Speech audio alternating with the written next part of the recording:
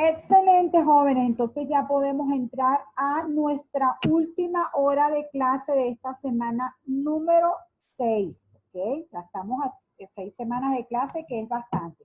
Fíjense, jóvenes, esta es mi oportunidad de oro, que acabamos de ver la teoría cuantitativa del dinero, de enseñarles la demanda agregada como la ven los clásicos. Es muy importante que la tengamos en cuenta, porque después lo que vamos a ver en la unidad del modelo ISLM es la determinación de la demanda agregada como la planteó Keynes, ¿ok? Entonces, aquí, repito, de lo que se trata es de ver la ecuación cuantitativa del dinero como la ven los clásicos.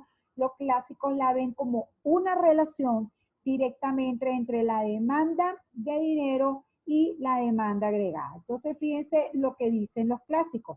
Para los clásicos, como el dinero se demanda para hacer transacciones de compraventa de bienes y servicios, entonces la demanda agregada se construye a partir de la demanda de dinero.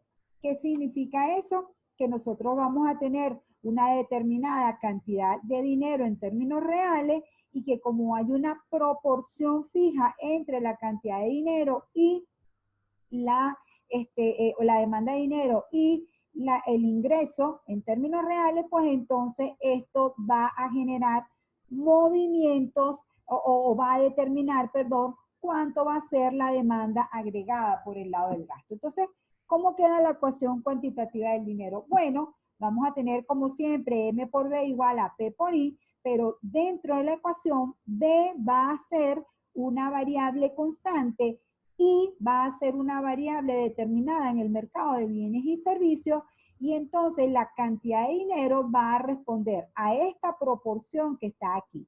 Siempre que se respete este orden que está aquí, es decir, que la demanda de dinero esté consona con las necesidades de las personas para hacer sus gastos en bienes y servicios reales, pues entonces los precios no van a tener mayor problema, ¿sí? Fíjense, por ejemplo, en este esquema. Cuando la cantidad de dinero es 300, como la velocidad del dinero es constante 4, tenemos que la demanda agregada, el total de P por I es 1200. Entonces, aquí estaría determinada la primera demanda agregada.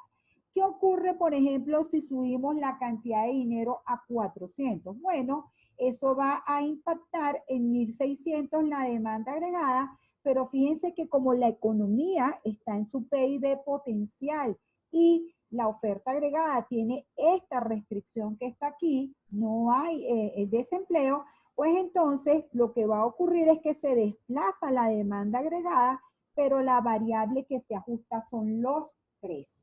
¿Ves?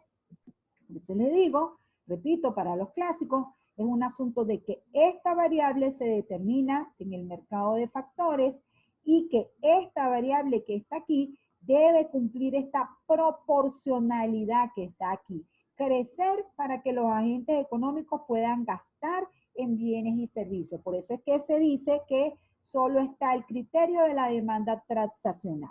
Cualquier intento, bien sea del gobierno a través de la política fiscal o bien sea del Banco Central a través de la política monetaria, de aumentar la cantidad de dinero, solamente se va a reflejar en un aumento de los precios, solamente se va a reflejar en la inflación. ¿Por qué? Porque el tema central aquí es que la economía ya está en su máxima capacidad de producción cuando todos los precios son flexibles. Allí no hay oportunidad de obtener ganancias, la oferta no responde a un tema de precio, sino que responde netamente a un tema de factores productivos. ¿Cómo crece la demanda, la oferta agregada a largo plazo? Crece desplazándose hacia niveles superiores, y ese desplazamiento lo que implica es que ha ocurrido un aumento del factor capital y un aumento del factor trabajo, o ha ocurrido la incorporación de una nueva tecnología. ¿Me he logrado explicar bien, jóvenes?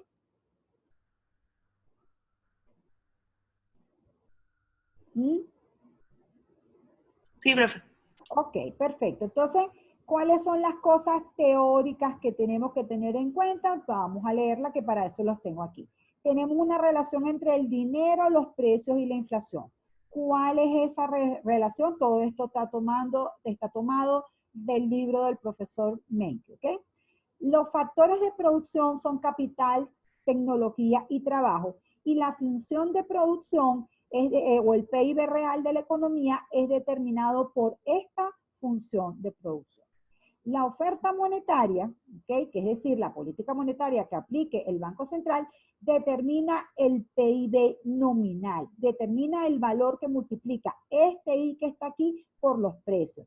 Recuerde que la teoría cuantitativa del dinero, la velocidad del dinero y la producción vienen dados. Por eso es que es este esquema de largo plazo, como lo ven los clásicos. El nivel de precios es el cociente entre el PIB nominal y el PIB real. De alguna manera los precios al final son, como lo ven los clásicos, son la variable que se ajusta, ¿ok? Es la variable que se determina al final.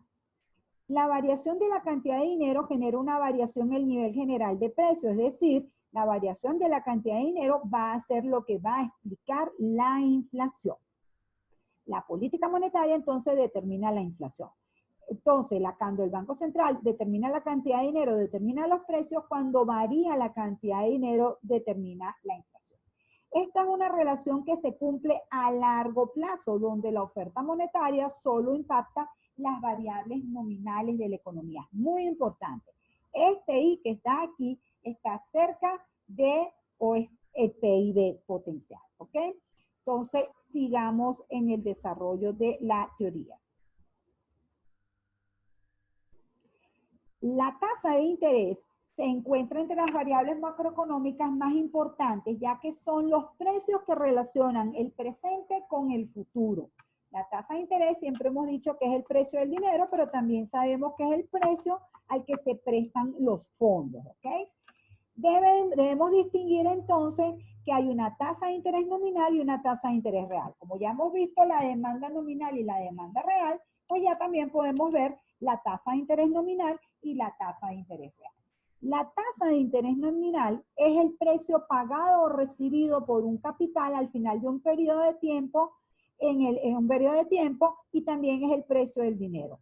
Ojo, la tasa de interés nominal se va a definir en el mercado de dinero y se va a definir en el punto donde la oferta monetaria sea igual a la demanda monetaria, es decir, donde coincida la política monetaria del Banco Central con las necesidades del público de tener dinero. Por supuesto, siempre que haya un desequilibrio entre la oferta de dinero y la demanda de dinero, la tasa nominal va a variar. Luego tenemos otra tasa que es la tasa de interés real. ¿Cómo calculamos la tasa de interés real? Va a ser la diferencia entre la tasa de interés nominal y la tasa de inflación. Es decir, que R va a ser igual a la tasa de interés nominal menos la tasa de inflación.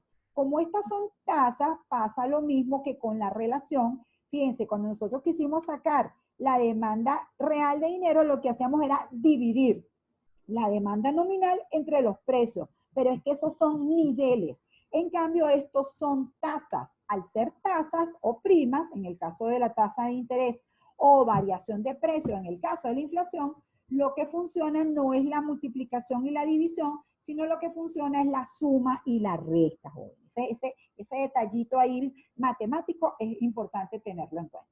Entonces, cuando nosotros vemos la tasa real, si la tasa real es la que la estamos determinando, es la diferencia entre la tasa nominal y la inflación. La tasa de interés real no se fija en el mercado monetario. La tasa de interés real, en principio, se fija en el mercado de fondos, ¿ok? Donde el ahorro es igual que la inversión. Realmente, jóvenes, la tasa de interés real se fija en el largo plazo y la tasa de interés en el corto plazo se fija en el mercado monetario y determina el impacto en la tasa de interés real. En definitiva, si nosotros en vez de calcular la tasa de interés real, lo que queremos es calcular la tasa de interés nominal, pues bueno, la tasa de interés nominal va a ser la suma de la tasa de interés real más la tasa de inflación. Importante tener esta relación clara, ¿sí? La tasa de inflación como una variable que determina el Banco Central la tasa de interés real como una variable que se determina en el mercado de fondos o como la diferencia entre la tasa de interés nominal y la inflación, y la tasa de interés nominal que se define, o sea, si lo que tenemos es la tasa de interés real y la inflación, pues entonces la tasa de interés nominal está saliendo como relación de estas dos, o también puede ocurrir que el nivel de la tasa de interés lo que lo estemos fijando es en el mercado de dinero por el libre juego de oferta y demanda de dinero. Entonces, este mercado de tasa de interés real de lo que habla es de la igualdad del ahorro, la inversión. Recuérdense que los ahorristas proveen los fondos, son los que quieren prestar dinero, los inversionistas son los que demandan fondos, son los que quieren tener dinero para, ¿cómo se llama? Poder invertirlo y por ello poder aumentar su capacidad de producción. ¿Estamos bien hasta aquí? Sí. Ok. El planteamiento del profesor Fisher permite ver que la relación entre el dinero, la inflación y la tasa de interés es como sigue. Un aumento de la cantidad de dinero del 1% provoca un aumento de la tasa de inflación del 1% y un incremento de la tasa de inflación provoca un aumento de la tasa de interés nominal, ¿sí? Yo repito, ya esto depende de cómo los teóricos estén viendo las relaciones de las variables ceteris paribus, ¿verdad? Que las otras variables permanecen constantes. Si uno le ve la ecuación, vamos a seguir avanzando aquí para que entiendan hacia dónde vamos. Si el tipo de interés nominal varía en función de la inflación, debemos incorporar un elemento más a esta relación. ¿Cuál es el componente que vamos a incorporar en esta relación? Las expectativas que tengan los agentes económicos de la inflación esperada a la hora de tomar sus decisiones de inversión, porque esto incidirá, en sus costos o en sus ganancias.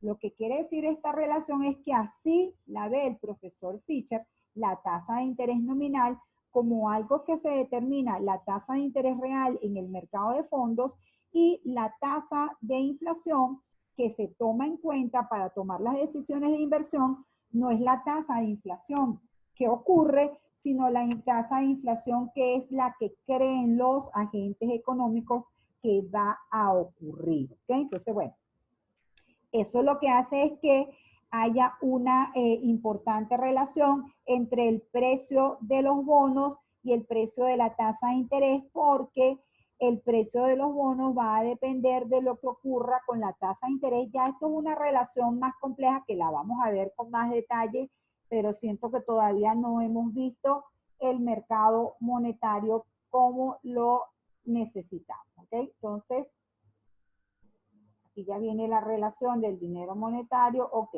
toda esta es la parte teórica de la tasa de interés, pero antes de ver esta parte necesitamos, vamos a dejar de compartir pantalla un momento, jóvenes, porque necesitamos ver primero las causas de la inflación. Perdón que pensé que estaba en la presentación de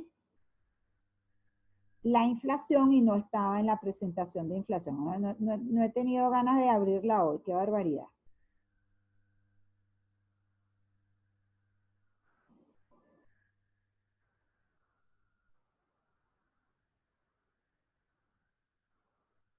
Ahora sí la estoy abriendo, discúlpenme un segundito el inciso.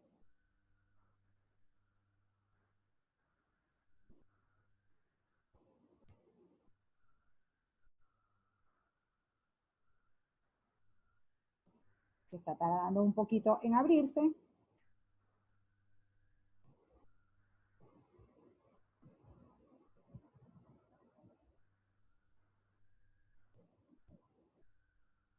Ok, ahora sí puedo volver con ustedes. Volvamos aquí. Disculpen, vamos a compartir pantalla otra vez. Y ahora sí nos vamos aquí. Ok, recuerden que esta es nuestra presentación de PowerPoint base y aquí tenemos los dos temas. Tenemos el tema 1, que es el mercado de dinero y la política monetaria, ¿sí? Y luego que desarrollamos toda la política monetaria y todo el tema del dinero, Pues entonces pasamos a al tema número 2, que es la inflación y las causas y consecuencias de la inflación, ¿sí? ¿Ya todos ven esta presentación, jóvenes? Que dice unidad 2, inflación, causas y consecuencias. Sí, ya se ve. Excelente. Entonces, fíjense, ¿de qué es lo que se trata? Se trata de que hay diferentes explicaciones acerca de por qué ocurre la inflación y básicamente tenemos 4 teorías que permiten explicar la inflación. La primera y la más común tiene que ver con la relación de la producción y la cantidad de dinero en la economía. Es decir, con la teoría cuantitativa del dinero o el enfoque monetarista, ¿sí? Y el enfoque clásico también. La segunda es la que tiene que ver con el enfoque keynesiano. Hasta aquí es ver la inflación solo como un fenómeno monetario. Los keynesianos lo que hacen es amortiguar un poco lo que dicen los clásicos, ya lo vamos a ver. La tercera, cuarta causas de la inflación son causas que las vemos por el lado de los costos, ¿ok? En el lado de los costos vamos a tener, por un lado, la inflación que tiene que ver con los factores productivos y la cuarta es la inflación que se va a presentar porque hayan limitaciones por el lado de la oferta para crecer. Entonces, en líneas generales, vamos a tener una explicación monetarista de la inflación, ¿sí? Vamos a tener una explicación keynesiana de la inflación, donde lo que, repito, va a haber una amortización de lo que es, como la ven los clásicos. Vamos a tener una explicación de la inflación por el lado de los costos, es decir, por el lado de los factores productivos, y vamos a tener una teoría de la inflación explicada por el lado, le llamamos inflación estructural, porque es una inflación que está atribuida a un tema de que los países no cuentan con las herramientas para desarrollar suficientemente la oferta monetaria en relación a cómo crece la oferta agregada en relación a cómo crecen los precios y entonces eso va a ser un problema que va a siempre generar presiones inflacionarias. ¿Okay? Entonces, vamos con la primera, explicación monetarista de la inflación. Para los monetaristas, la inflación se debe a un aumento de la cantidad de dinero por encima del crecimiento de la producción o el PIB nominal. Esto ocurre porque los agentes económicos tratan de gastar el exceso de liquidez de dinero en la compra de otros activos para tratar de protegerse de la inflación. Entonces, es la ecuación como la habíamos visto ahorita. La oferta monetaria es el factor que determina el PIB real, el PIB nominal, perdón. Y a largo plazo las alteraciones de la cantidad de dinero se van a trasladar a los precios. ¿Ven? Como ven, es la causa que habíamos visto ahorita. La inflación va a depender de cuánto varíe la cantidad de dinero, cuánto varíe la velocidad del dinero y cuánto varíe el PIB en términos reales.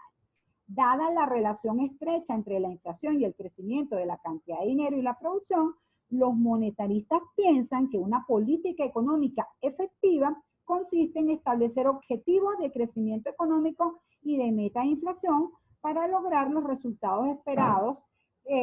Sobre estos objetivos, lo que se hace es que se administra la oferta de dinero. Realmente lo que dicen los monetaristas es que se debe generar una tendencia creciente y moderada del crecimiento de la cantidad de dinero y eso va a permitir que todo en la economía fluya tranquilamente, ¿sí? O sea, es decir, el Banco Central tiene que ir aumentando paulatinamente la cantidad de dinero dependiendo de cuidar que esté logrando sus objetivos de crecimiento económico e inflación. Si por ahí por el camino se da cuenta que está perdiendo el objetivo de inflación, pues entonces tiene que contraer la cantidad de dinero. Si no, si todo va bien, si no hay presiones inflacionarias, es porque la economía está creciendo sin problemas y entonces puede seguir suministrando cantidades de dinero, repito, a una tasa constante, a una tasa de crecimiento de esa cantidad de dinero moderada, ¿ok? Esa es realmente la explicación de la inflación, la explicación de la teoría cuantitativa del dinero, de por qué aumentan los precios.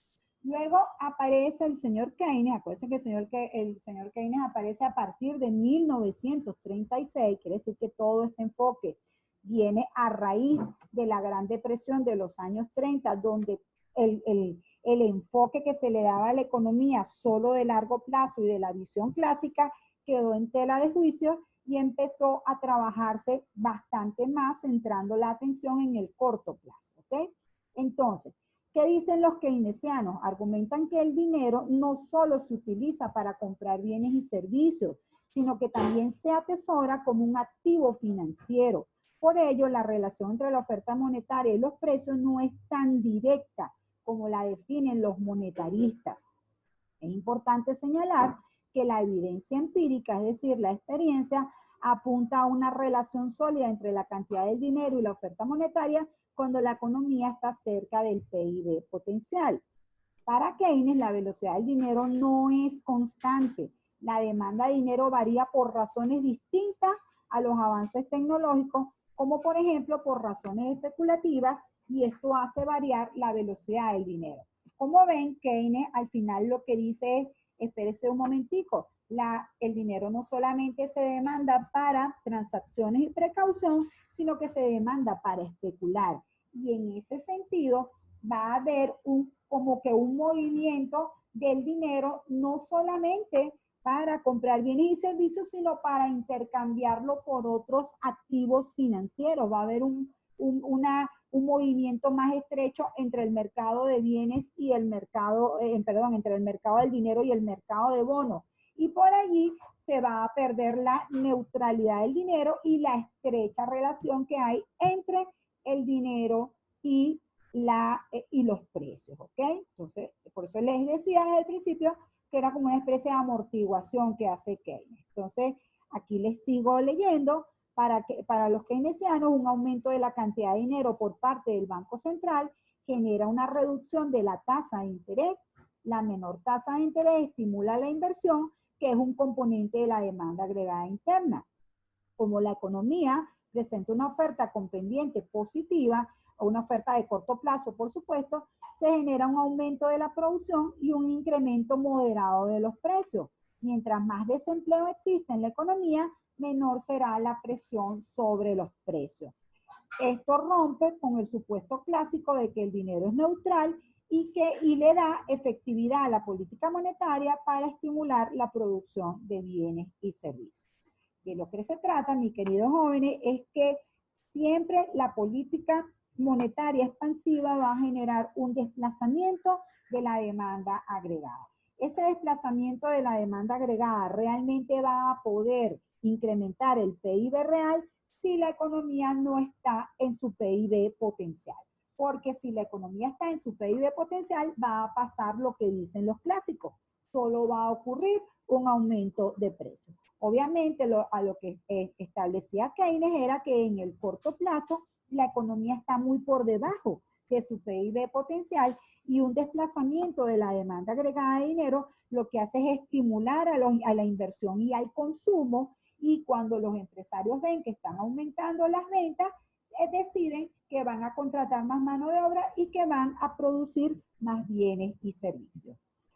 Sí se ha entendido toda esta idea general, jóvenes, que es central. Esta es la eterna concepción entre clásicos y keynesianos de cómo ven el mercado macroeconómico y cómo ven el macroequilibrio. Por eso es que es tan importante entender que a corto plazo la oferta agregada tiene pendiente positiva y a largo plazo la oferta agregada tiene pendiente infinita. Es una línea vertical.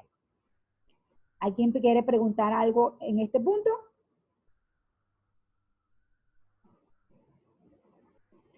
De todas maneras, no se preocupen que todo el enfoque que vamos a ver a partir de la unidad 4 es estar sobre estas teorías y profundizar mucho más en estas teorías, ¿de acuerdo?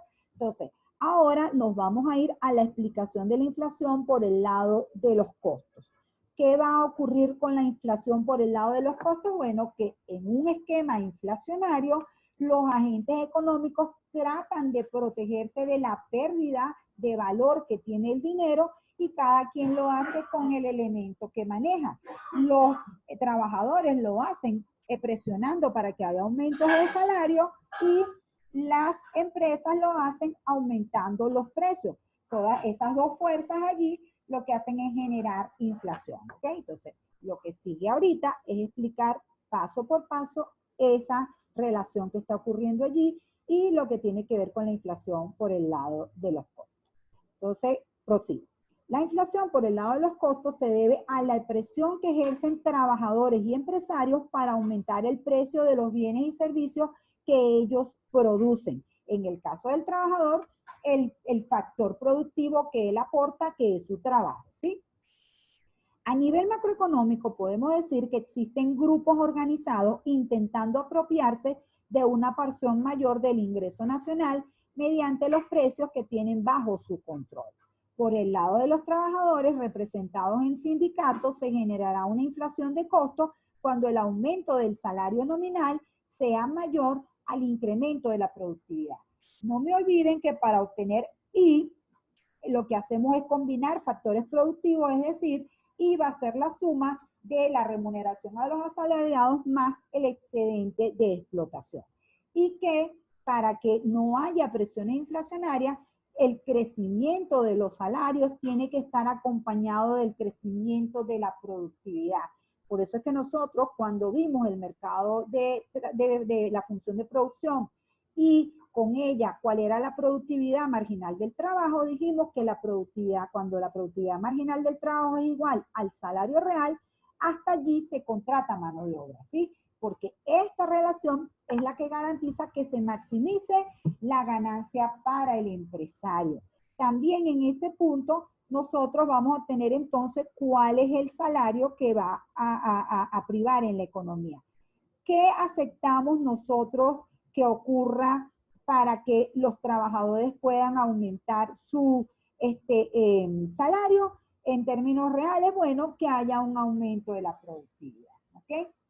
Transformando esta ecuación que está aquí, nosotros lo que vamos a tener es que si nosotros la productividad marginal del trabajo vista como productividad, los precios vistos en esta ecuación y el salario nominal visto aquí, y además en vez de verlo en términos de niveles, lo tenemos en términos de variación, nosotros nos vamos a encontrar que la variación de los precios, que es la inflación, va a ser la diferencia entre el crecimiento de los salarios nominales y el crecimiento de la productividad.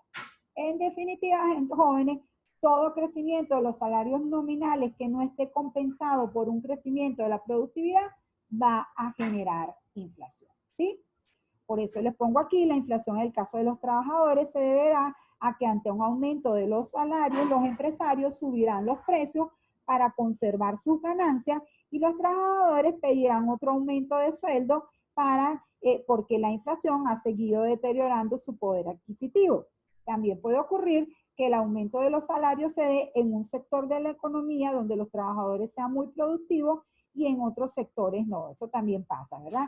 Hay sectores que son más productivos que otros y entonces lo que puede ocurrir es que otros trabajadores digan, bueno, pero mira, en el sector comunicaciones están pagando mejor y empiecen a presionar para que les suban los sueldos a ellos, pero que eso no sea porque ellos estén aumentando su productividad.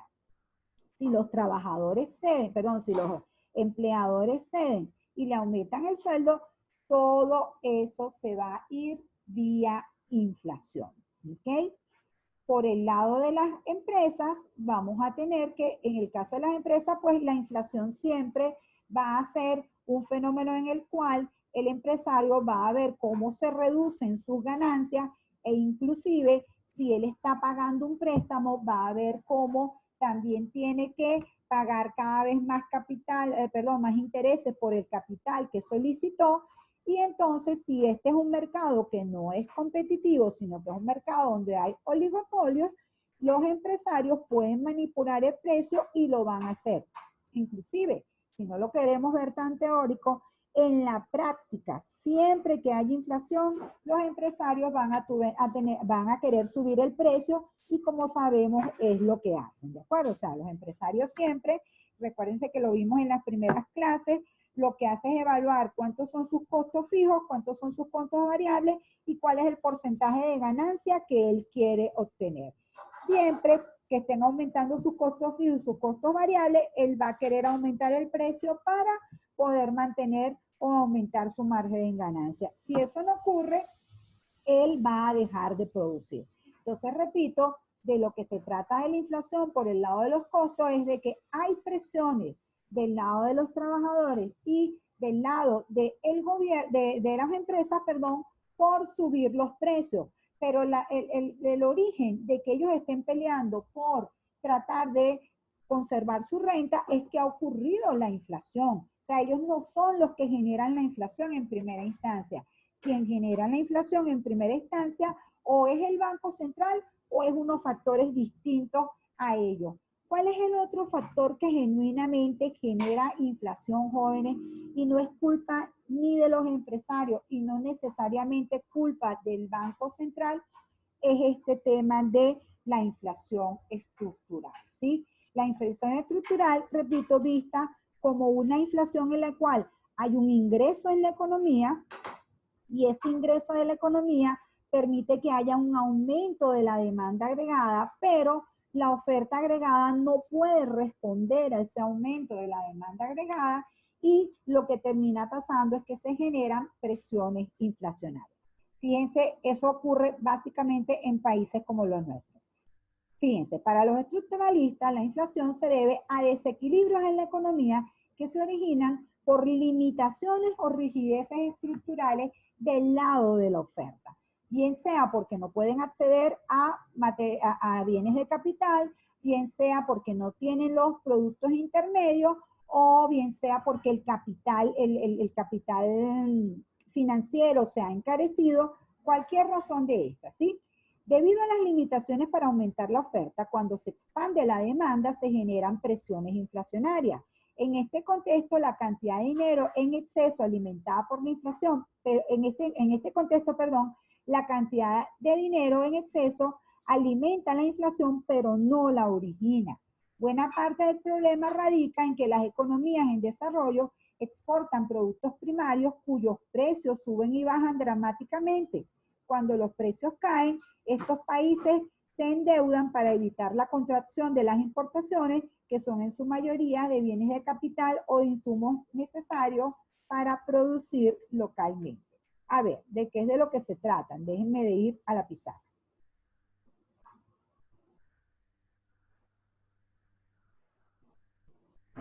Nosotros vamos a tener un mercado consolidado, ¿verdad? Que ya lo hemos mencionado, en el cual en este mercado vamos a tener la oferta agregada y la demanda agregada. Recuérdense que en este mercado, en el lado de las X, vamos a tener el PIB real y le vamos a llamar irreal, porque ya estamos entrando al terreno económico, como les digo, y ahí ya van a ver por qué le dejamos de hacer esas especificidades. Y aquí vamos a tener el nivel general de precios, simplemente P. Fíjense, cuando estamos en el caso de los estructuralistas, estamos diciendo que esta es la oferta agregada, ¿sí? La oferta agregada.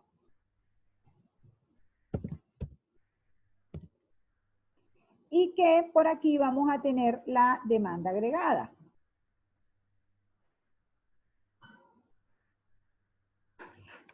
Típicamente lo que ocurre aquí, jóvenes, déjenme tratar de poner esta más acá porque si no, no va a ser tan fácil ver. Uy. Ay, que no tengo tiempo para estar peleando contigo ahorita. Ok. Típicamente lo que ocurre aquí, jóvenes, es que si se desplaza la demanda agregada, ¿sí? Pues esto, déjeme, debe haber cuadrado la oferta agregada de corto plazo primero. Bueno, ahí ciertamente me quedó. Fíjense, en este punto la economía está en equilibrio, en este punto la economía está en equilibrio. La diferencia es que en este punto la economía está en equilibrio en el corto plazo solamente y aquí está en equilibrio en el corto y en el largo plazo. De lo que estamos hablando cuando hay presiones inflacionarias es que puede haber alguna dinámica, repito, pónganse ustedes que sea la demanda externa. Haya un desplazamiento de la demanda agregada por encima del aumento, por encima de la oferta agregada de corto plazo, ¿sí? Lo que está ocurriendo aquí es que la oferta agregada,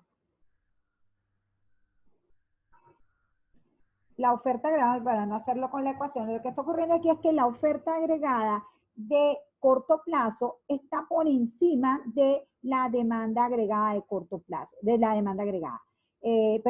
La oferta agregada de corto plazo está por encima de la oferta agregada de largo plazo. ¿Qué ocurre aquí?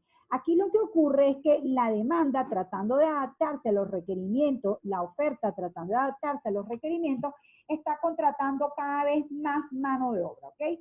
Y en esa contratación de la mano de obra, ese precio sigue subiendo, y con eso suben los costos de los trabajadores. Entonces, usted puede estar en este punto, pero este punto solo se logra a través de presiones inflacionarias. Entonces, a nivel del lado de la demanda, lo que se está haciendo es presionando todos los precios. Del lado de la oferta, los oferentes lo que están haciendo es contratando más mano de obra y trabajando, digamos que como que en una marcha forzada. Al final, esto no se sostiene en el largo plazo, jóvenes, y lo que va a ocurrir es que debido al aumento de los costos, la demanda agregada, la oferta agregada va a volver aquí. Y entonces, si todavía soy capaz de subir esta raya que está aquí, y entonces al final del día, lo que va a ocurrir, jóvenes, lo que les quiero señalar es que vamos a volver a estar en un nivel de equilibrio donde el cual la economía creció por un momento, que es el corto plazo, pero debido a ese aumento en el mercado de trabajo que generó aumento de los costos, la oferta de corto plazo se desplaza hacia aquí y vuelve a retornar. Por eso es que siempre decimos que el PIB real gira en torno del PIB potencial, y al final de toda esta historia, lo único que va a ocurrir es que hemos aumentado los precios, ¿sí? O sea, en el corto plazo ha habido aumento de la producción, hemos estado de este punto a este punto, después en este punto, pero al final del día, en el largo plazo, donde todos los precios son flexibles, los salarios han aumentado, han llevado otra vez la oferta real a la oferta potencial, y al final todo el ajuste ha sido que unos precios que estaban aquí, en este primer punto, después estuvieron en este punto que está aquí, ¿sí? Ahora aquí me termina generando un esquema menor. ¿Sí me estoy explicando, jóvenes? Espero que sí, sí. Obviamente esto no es lo mismo que uno tener una pizarra en el salón, pero repito, esta es la oferta de corto plazo y esta es la oferta de largo plazo, y sí puede pasar que la oferta esté en un punto por encima del corto plazo, y todo eso va a durar en la medida que el empresario pueda subir los precios y subir los salarios. Cuando los costos ya empiecen a subir demasiado, él va a dejar de producir el bien, ¿sí? Bueno, me queda un minuto, así que no me quiero quedar hablando sola. ¿Se entendió, jóvenes? Bueno, yo creo que sí. Cualquier cosa son cosas que vamos a seguir manejando, ¿sí? No se preocupen por eso. Entonces, bueno, nos vemos a la tarde con los que me quieran contactar en la tarde, y si no, feliz fin de semana. Sí, sí, profe, perfecto. Buen provecho. Gracias.